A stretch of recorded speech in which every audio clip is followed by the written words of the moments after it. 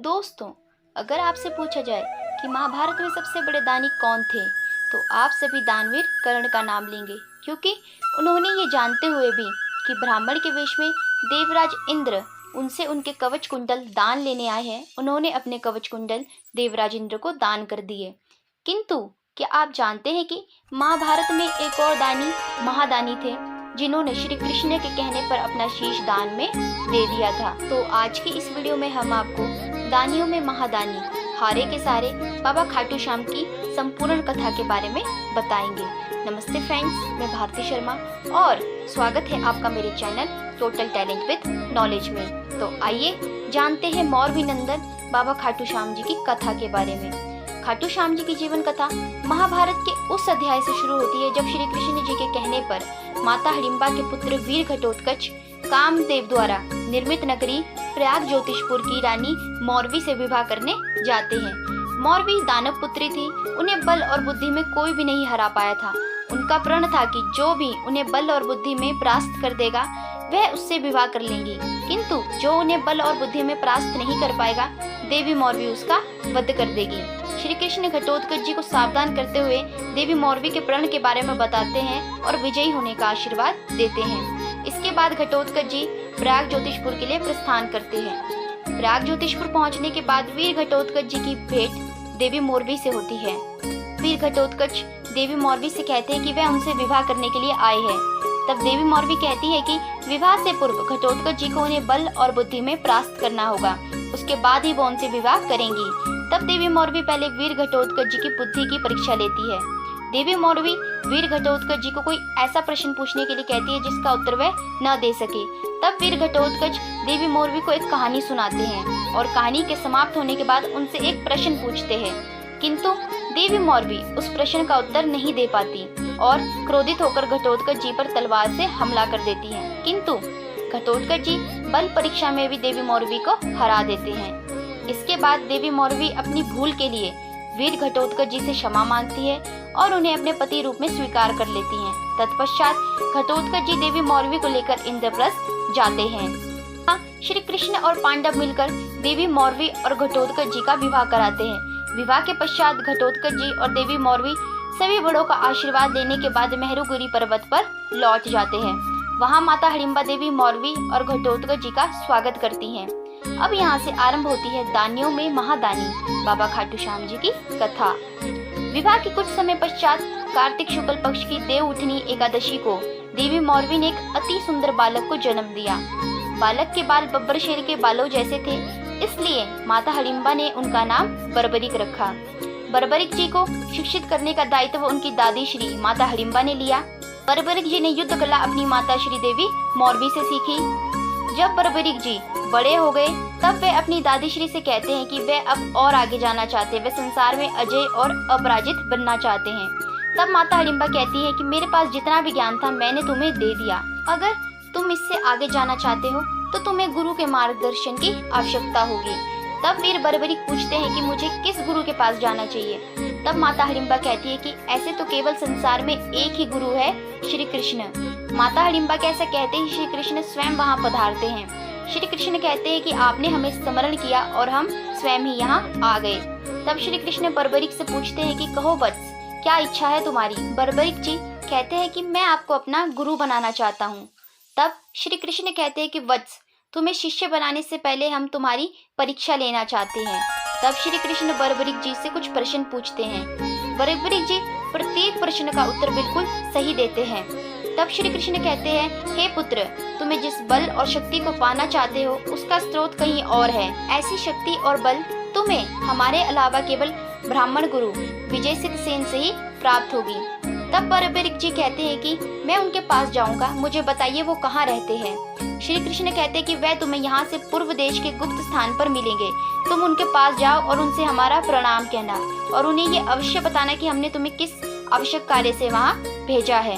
तब बर्बरिक जी श्री कृष्ण और अपनी दादी श्री और अपने माता पिता का आशीर्वाद लेकर वहाँ से प्रस्थान कर जाते हैं। जब बर्बरिक जी गुरु विजय सिद्ध सेन से मिलने जा रहे होते तब वे रास्ते में देखते हैं कि कुछ राक्षस देवी माँ की तपस्या करने बैठे एक ब्राह्मण पर आक्रमण करने जा रहे हैं। तब बर्बरिक उनको ऐसा करने से रोकते हैं और उन सबका वध कर देते हैं।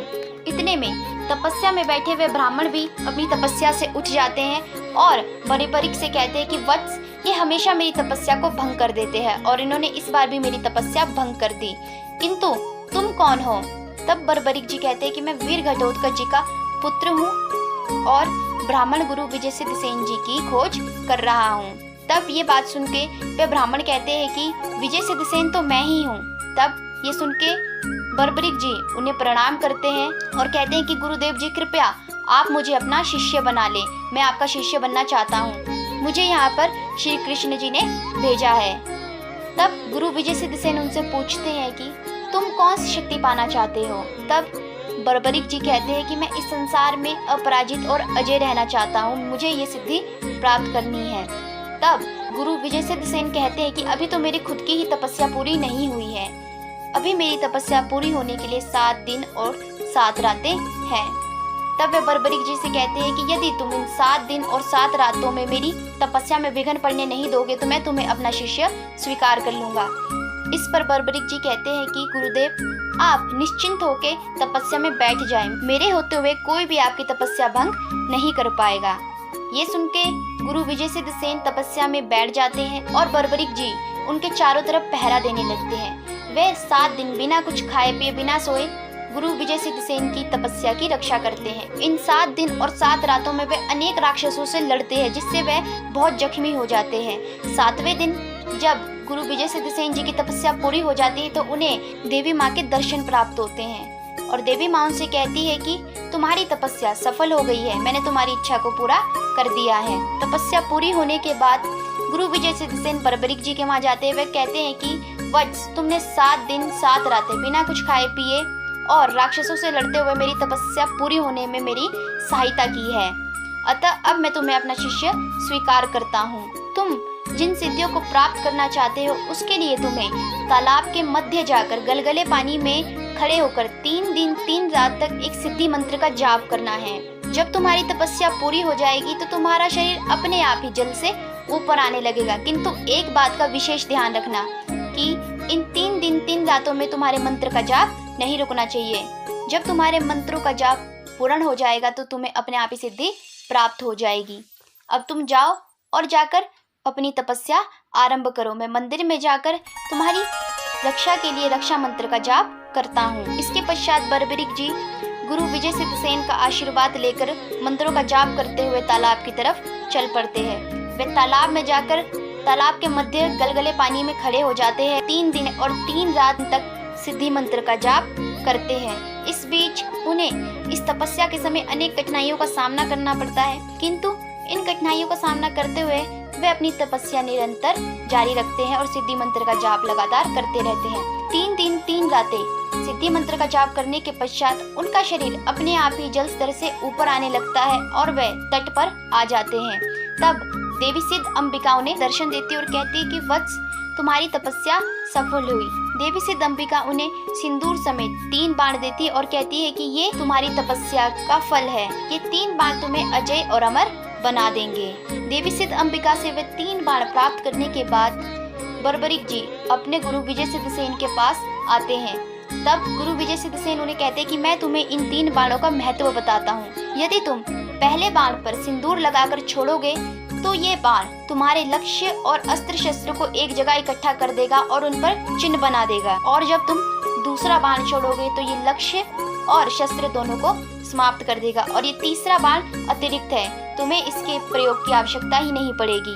गुरु विजय सिद्ध सेन कहते कि अब तुम्हारे पास ऐसी शक्ति आ गई है जिससे तुम अजर और अमर हो गए हो। इस पर बर्बरिक जी कहते हैं कि ये सब आपकी कृपा से हुआ है गुरुदेव, अब आप बताइए कि आप गुरु दक्षिणा में क्या लेंगे। तब विजय सिद्ध सेन जी बताते हैं कि मुझे गुरु दक्षिणा में 2 वचन चाहिए। पहला वचन ये कि तुम इस शक्ति का प्रयोग केवल युद्ध में ही करोगे, और दूसरा वचन ये कि तुम युद्ध में केवल निर्बल लोगों का साथ ही दोगे। तब बर्बरिक जी अपने गुरुदेव को ये 2 वचन देते हैं कि मैं इन बाणों का प्रयोग युद्ध में ही करूंगा और निजी झगड़ों में नहीं करूंगा, और दूसरा वचन देते हुए कहते हैं कि मैं केवल निर्बल पक्ष की ओर से ही लड़ूंगा और केवल हारे का सहारा ही बनूंगा। अपने इस दूसरे वचन के कारण ही खाटू श्याम जी को हारे का सहारा भी कहते हैं। एक दिन बर्बरिक जी देवी की पूजा अर्चना करने के लिए नदी पर जल लेने गए होते हैं, तभी वे देखते हैं कि एक हट्टा कट्टा आदमी नदी में अपने पांव धो रहा है। ये देखकर बर्बरीक जी को बहुत बुरा लगता है और वह कहते हैं कि तुम इस जल को अपवित्र क्यों कर रहे हो? इस जल से मैं देवी माँ की अर्चना पूजा करता हूँ। तब वे हष्ट पुष्ट आदमी कहता है कि जल तो होता ही स्वच्छ करने के लिए है, इसलिए मैं इसमें पांव धोकर कोई बुरा काम नहीं कर रहा हूँ। किंतु बर्बरीक जी अपनी बात पर अड़े रहते हैं। इस बात को लेकर उन दोनों में बहस हो जाती है और वे आपस में लड़ाई करने लगते हैं। लड़ते लड़ते वे दोनों ही एक दूसरे को बहुत चोटिल कर देते हैं। तभी वहाँ ऋषि वेद व्यास जी आते हैं और वे उन दोनों का परिचय करवाते हैं। तब बर्बरीक जी को पता लगता है कि वह हष्ट पुष्ट आदमी और कोई नहीं बल्कि उनके दादा श्री महाबली भीमसेन हैं। तब भीमसेन को भी पता लगता है कि वह उनके पुत्र घटोत्कच जी के पुत्र वीर बर्बरीक है। ये जानकर दोनों को ही बहुत दुख होता है। बर्बरीक जी सोचते हैं कि मैंने बहुत बड़ा पाप कर दिया है, मैंने अपने दादाश्री पर हाथ उठाया है। वे अपने दादाश्री से क्षमा मांगते हैं और अपने गुरुदेव विजय सिद्धसेन जी के पास जाते हैं। वे कहते हैं कि आज मैंने बहुत बड़ा पाप कर दिया है, मैंने अपने ही दादाश्री पर हाथ उठा दिया, मुझे अपनी सिद्धियों का घमंड हो गया, इसलिए आप इन सिद्धियों को वापस ले लीजिए। मैं ऐसी सिद्धियां नहीं चाहता जिससे मैं अपने कुटुंब को ही नुकसान पहुंचाऊं। किंतु गुरु विजय सिद्धसेन उन्हें समझाते हैं और कहते हैं कि शक्ति से दूर मत भागो, बल्कि शक्ति को अपने वश में करो। जब गुरु विजय सिद्धसेन के पास बर्बरीक जी की शिक्षा पूरी हो जाती है तो वे वापस मेरुगिरी पर्वत लौट जाते हैं। बर्बरीक जी को पता चलता है कि कौरवों और पांडवों के बीच महाभारत का युद्ध होने वाला है। तब वे अपनी दादी श्री से कहते हैं कि वह भी इस युद्ध में भाग लेना चाहते हैं, उन्हें भी इस युद्ध को देखने की इच्छा है। तब वे अपने माता पिता और माता हिडिंबा से आशीर्वाद लेकर महाभारत के युद्ध की ओर निकल जाते हैं। जब वे पांडवों के शिविर में पहुंच जाते हैं तो सभी उनका स्वागत करते हैं। वहां पर श्री कृष्ण भी मौजूद होते हैं। तब बर्बरीक जी अपनी प्राप्त की गई सिद्धियों के बारे में और उन 2 वचनों के बारे में बताते हैं जो उन्होंने अपने गुरु विजय सिद्धसेन को दी थी कि वह केवल निर्बल पक्ष से ही युद्ध करेंगे। ये सुनकर वहाँ सभी चिंतित हो जाते हैं, क्योंकि सभी को पता था कि युद्ध में कौरव निर्बल पड़ गए तो बर्बरीक जी उनकी तरफ से युद्ध करने लगेंगे और पांडवों की सेना को तहस नहस कर देंगे। सभी पांडव और श्री कृष्ण उनको समझाते हैं कि वह निर्बल पक्ष से लड़ने की हट को छोड़ दे। किंतु बर्बरीक जी कहते हैं कि उन्होंने अपने गुरुदेव को वचन दिया है और वह उस वचन का पालन अवश्य करेंगे। ये बात पांडवों और श्री कृष्ण को बहुत ही चिंता में डाल देती है। श्री कृष्ण जी को पता था कि युद्ध में हार कौरवों की होनी है और यदि बर्बरीक भी युद्ध में भाग लेते हैं तो वह निर्बल होते हुए कौरवों की ओर से ही लड़ेंगे, और यदि बर्बरीक जी कौरवों की ओर से लड़ेंगे तो पांडवों की सेना तहस नहस हो जाएगी और धर्म की स्थापना कभी नहीं हो पाएगी। तब श्री कृष्ण जी को एक युक्ति सूझती है। एक दिन बर्बरीक जी एक वृक्ष के नीचे बैठकर ध्यान कर रहे होते हैं, तभी श्री कृष्ण वहाँ पर पहुँच जाते हैं। श्री कृष्ण को देखकर बर्बरीक जी कहते हैं कि आपने आने का कष्ट क्यों किया, आप मुझे बुला लेते। तब श्री कृष्ण कहते हैं कि वत्स, विधि का नियम है कि प्यासे को ताल के पास जाना होता है, ताल प्यासे के पास नहीं आता। तब बर्बरीक जी समझ जाते हैं कि अवश्य ही श्री कृष्ण को मेरी सेवा की आवश्यकता है। तब बर्बरीक जी श्री कृष्ण से कहते हैं कि क्या आपको मेरी किसी सेवा की आवश्यकता है? तब श्री कृष्ण कहते हैं कि तुमने जो 3 बाण प्राप्त किए हैं उनका चमत्कार तो तुमने मुझे दिखाया ही नहीं। तब बर्बरीक जी कहते हैं कि मैं अभी आपको इन 3 बाणों का चमत्कार दिखाता हूँ। तब श्री कृष्ण बर्बरीक जी को एक पेड़ के पास ले जाते हैं और कहते हैं कि तुम इस वृक्ष के पत्तों को एक सेना समझो और इन्हें भेद कर दिखाओ। तब बर्बरीक जी माता सिद्ध अंबिका से प्राप्त किए हुए 3 बाणों में से एक बाण पर सिंदूर लगाकर उसे वृक्ष की ओर छोड़ देते हैं। बर्बरीक जी के बाण छोड़ने से पहले श्री कृष्ण ने पेड़ से एक पत्ता तोड़कर अपने पैर के नीचे दबा लिया था। जैसे ही बर्बरीक जी सिंदूर लगा हुआ बाण छोड़ते हैं तो वह बाण जाकर वृक्ष के सभी पत्तों को चिन्हित कर देता है। इसके पश्चात बर्बरीक जी दूसरा बाण छोड़ते हैं। दूसरा बाण वृक्ष के सभी पत्तों को भेद देता है और श्री कृष्ण के पैर की ओर बढ़ने लगता है।